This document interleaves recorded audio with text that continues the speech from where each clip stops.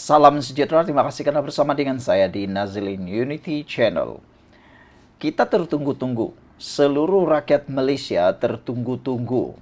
Apa komen Akmal Saleh berkait dengan dapatan terkini, laporan terkini, korekan terkini, rahsia terkini yang diketahui tentang Abang Belon yang telah pun didedahkan di dalam media. Kemarin kita digemparkan dengan pendedahan daripada sumber yang dipetik sebagai berkata, Abang Belon mempunyai 13 kesalahan atau jenayah lampau dan kebanyakannya berkait dengan dadah. Dan menurut laporan, 6 daripadanya telah didakwa di mahkamah. Apabila perkara itu menjadi tular, netizen mula mempersoalkan sejauh mana Akmal Saleh membuat siasatan berkaitan dengan identiti Abang Belon yang sebenarnya. Sehingga beliau cuba menggunakan isu tersebut untuk memenangi hati rakyat. Namun ramai yang kata akhirnya Akmal Saleh terceduk sendiri. Akmal Saleh dikenakan oleh Abang Belon sendiri. Apabila Abang Belon seakan-akan bermain seperti menjadi mangsa, yang mana kini netizen mula beralih arah. Mereka kini bukan sekadar meninggalkan Abang Belon dalam isu itu, tapi mereka juga mula mencari adakah kebenaran yang lain yang tidak diketahui oleh ramai netizen lain berkait dengan Abang Belon. Tetapi yang paling kita tunggu-tunggu, komen daripada Akmal Saleh selepas diketahui Abang Belon mempunyai 13 kes jenayah lampau yang mana ada yang didakwa di mahkamah dan juga kebanyakannya berkait dengan dadah. Kita tunggu-tunggu sebenarnya apa komen Akmal Saleh. Adakah beliau mungkin akan menyesalkah atau mungkin akan menyerahkan kepada siasatan pihak polis atau sebagainya kah, atau mengundur diri untuk membantu kah atau sebagainya. Tetapi rupa-rupanya lain pula yang Akmal Saleh lakukan.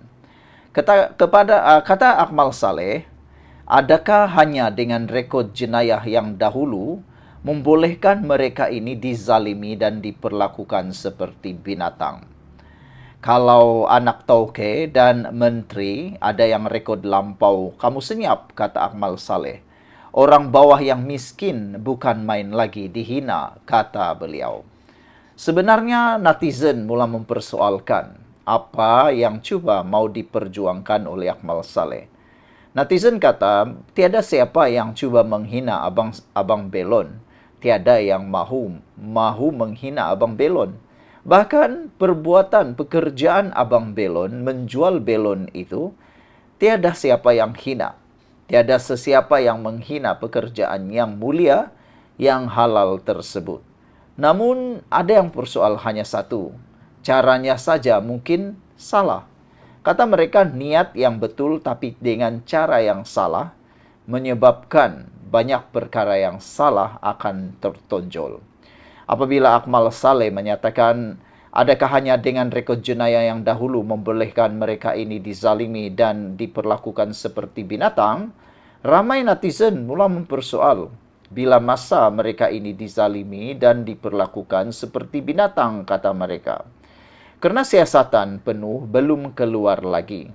Adakah Akmal Saleh bersifat provokatif ataupun bersifat subjudis ataupun mendahului laporan atau mendahului siasatan?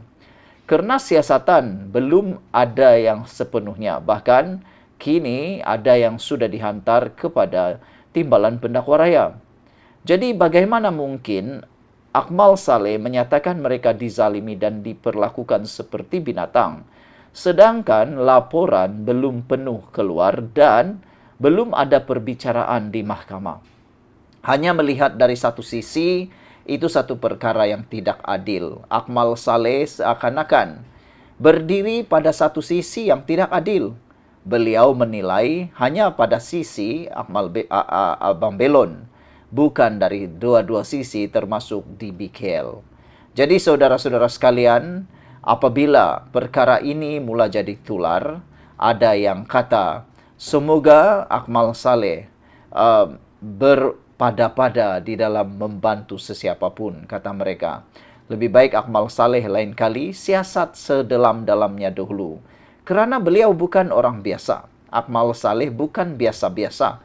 Beliau ialah Ketua Pemuda UMNO, yang mana patutnya beliau membantu Zahid Hamidi membangkitkan semula UMNO. Bukannya menunggang isu seperti ini secara murahan, kata mereka lagi. Semoga dengan pendedahan itu, kita semua tahu itu komen Akmal Saleh. Yang paling kita tunggu sekarang ini pula ialah apa pula komen Cikgu Bad. Adakah Cikgu Bad akan cuba persalahkan DAP lagi? Ataupun beliau pula yang akan menarik diri? Kita tunggulah nanti. Semoga ada jawapan daripada Cikgu Bad selepas ini. Sebelum kita berpisah, jangan lupa tinggalkan komen anda, tekan butang subscribe. Bye-bye. Salam sejahtera. Terima kasih karena bersama dengan saya di Nazalin Unity Channel. Sewaktu kes Abang Belon menjadi sangat popular dan terkenal, ramai juga yang cuba meneka. Mereka menuduh Abang Belon ketika bertempur dengan DBKL, mungkin kata mereka dalam pengaruh sesuatu. Ada yang cuba meneka, mungkin Abang Belon pernah terlibat dengan kes dadah. Tapi waktu itu, ramai yang tak berani sangatlah nak cakap kerana takut akan menjadi fitnah. Akhirnya, hari ini disahkan bahawa penjajah Belon rupa-rupanya ada kes atau ada rekod lampau melibatkan jenayah lampau membabitkan kes dadah. Saudara, pengesahan ini betul-betul mengejutkan kita semua. Peniaga Belon yang didakwa dikasari oleh anggota penguatkuasa Dewan Bandaraya Kuala Lumpur minggu lalu didakwa mempunyai 13 rekod jenayah lampau. Menurut Cosmo yang memetik sumber, kebanyakannya didakwa berkaitan dengan kesalahan dadah. Kebanyakan rekod terbabit adalah berkaitan dengan kesalahan dadah, menurut sumber yang dipetik oleh Cosmo. Suspek sebelum ini pernah dihadapkan ke mahkamah bagi 6 daripada kes tersebut. Kata sumber itu seperti dilapor. Sebelum itu, berhubung insiden antara peniaga Belon dan anggota DBKL, 2 daripada 3 kertas siasatan telah pun diserahkan kepada Timbalan Pendakwa Raya TPR. Saudara-saudara sekalian, kita memang tidak terkejut dengan penemuan-penemuan seperti ini. Pada zaman moden yang ada sekarang ini, pada bila-bila waktu sahaja, semua maklumat boleh keluar dengan mudah. Hanya dengan satu kali klik akan diketahui identiti sebenar seseorang itu. Termasuklah Abang Belon. Itulah sudah ramai orang menasihati Abang Belon supaya berhati-hati. Tidak termakan dengan hasutan ahli-ahli politik maupun pempengaruh. Ramai yang menasihati Abang Belon lebih baik berdiam diri. Pertama, yang kedua, jangan terlalu sensasikan hal ini. Yang ketiga, mereka nasihati Abang Belon jangan terpengaruh untuk membawa kes ini ke mahkamah. Kerana Abang Belon memang ada kesalahan. Yang salahnya, dia dah mengaku dia tidak mempunyai lesen perniagaan. Dengan kata lain, berniaga secara haram. Kes itu saja boleh menyebabkan Abang Belon kalah secara percuma terhadap pendakwaan nanti. Apa pula akan berlaku kepada Abang Belon selepas ini? Itulah. Netizen tidak akan berhenti mengorek dan mengorek identiti sebenar siapa Abang Belon. Mungkin saja pendedahan rupa-rupanya Abang Belon ini ada rekod jenayah lampau membabitkan kes dadah. Mungkin baru permulaan. Nanti akhirnya lebih banyak yang akan diketahui tentang Abang Belon ini. Jadi pada pendapat ramai netizen, termasuk saya, lebih baiklah Abang Belon berdamailah dengan DBKL, tamatkan sengketa itu, jangan teruskan pendakwaan di mahkamah, berdamai dan tamatkan secara aman. Itu mungkin akan membuatkan Abang Belon lebih tenang hidupnya. Kalau diteruskan kes ini, naik turun mahkamah, kita tak tahu berapa kali. Abang Belon mampukah? Itu persoalannya. Sekian dulu untuk kali ini, jangan lupa tinggalkan komen Anda.